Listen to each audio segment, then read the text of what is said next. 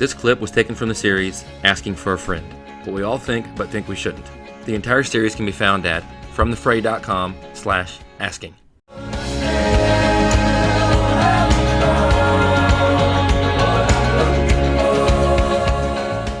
So Solomon continues his search. After much thought, I decided just to cheer myself with wine. Now, at this point, many of us may be tempted to have a discussion on the morality of alcohol in general. Is it ever good to have a drink? Well, let me just say, regardless of your background, of your abilities, your temptations, what you can do, what you can't, what you think, let me just say, it's always dangerous to say more than the Bible says about any given topic. That's a slippery slope.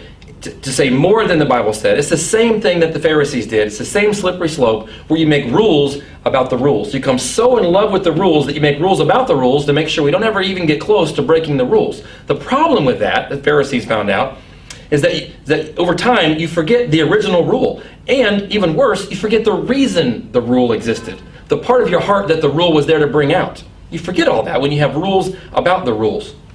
Set that over on top of any time we're tempted to say more, even with good intentions. We're so worried about the effects and the damages. Anytime we're tempted to say more than what the Bible says, we need to be aware it's just a slippery slope.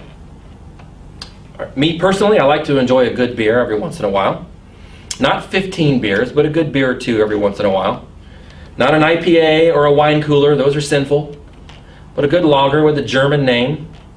If you can't do one beer without having 16 beers, then you have no business having one beer. Because what Solomon is discussing and condemning here is using alcohol, relying on alcohol really as medicine, to lift our mood, to alter who we are. And that, as a culture, we celebrate. We sing songs about it. We sing songs about having 86 proof anesthetic crutches, brought you to the top, where the smiles are all synthetic and the ulcers never stop. Maybe a little bit more recognizable to some of you, Mr. James Buffett, wasted away in Margaritaville, searching for my lost shaker of salt. Some people claim there's a woman to blame. Now I think it could be my fault. I blew out my flip-flop, stepped on a pop-top, cut my heel, had to cruise on back home. But there's booze in the blender, and soon it will render that frozen concoction that helps me hang on. These things are beneath us, friends. This is beneath you. And I don't say that to be condescending or condemning. I say that as means of encouragement. Look, the problem is not that God is anti-pleasure. He's not. Pleasure was his idea. God made this stuff up. He's not anti-pleasure. The problem is that some of us are too easily pleased.